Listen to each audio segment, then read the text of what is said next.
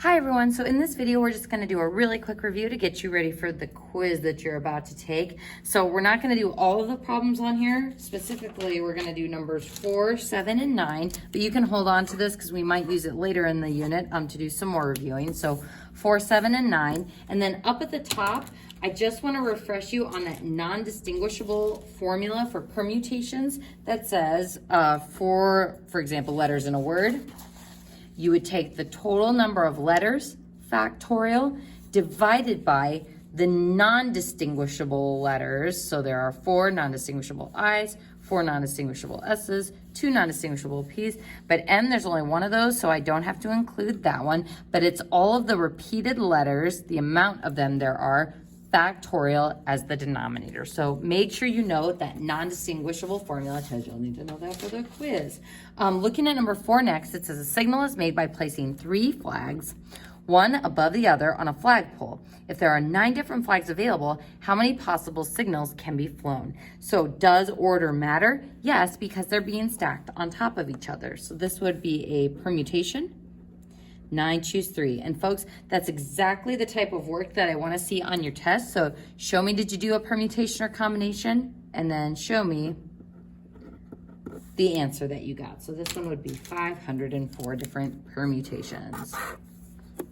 Moving on to number 7, it says, how many different 4-letter radio station call letters can be made if the first letter must be K or W, repeats are allowed, but the call letters cannot end in an O. So 4 letters, 1, 2, 3, 4. So I would use the fundamental counting principle or the slot method on this one. So how many possibilities do I have for the first letter? If it must be K or W, then there are 2 choices.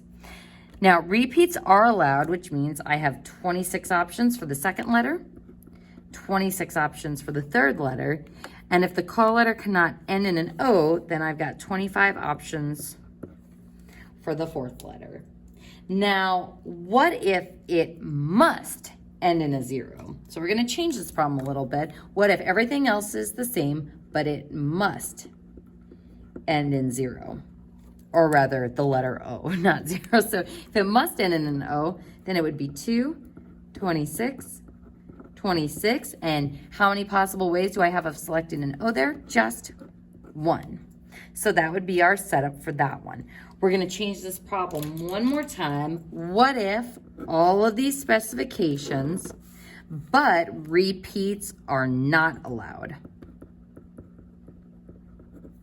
So this one's a little bit tougher, and there was one like this on the My Math Lab as well. So first, has to be a K or W. I have 2 options for the first slot. If it must end in an O, then there is 1 option for the second slot.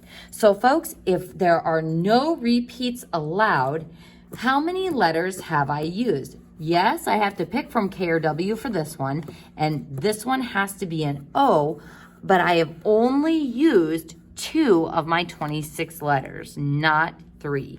So if I've used 2 letters, there are 24 left to choose from for that slot, and then 23 left to choose for the next slot. So just be careful that you are thinking about the letters that you have already used when you're thinking about repeats not being allowed.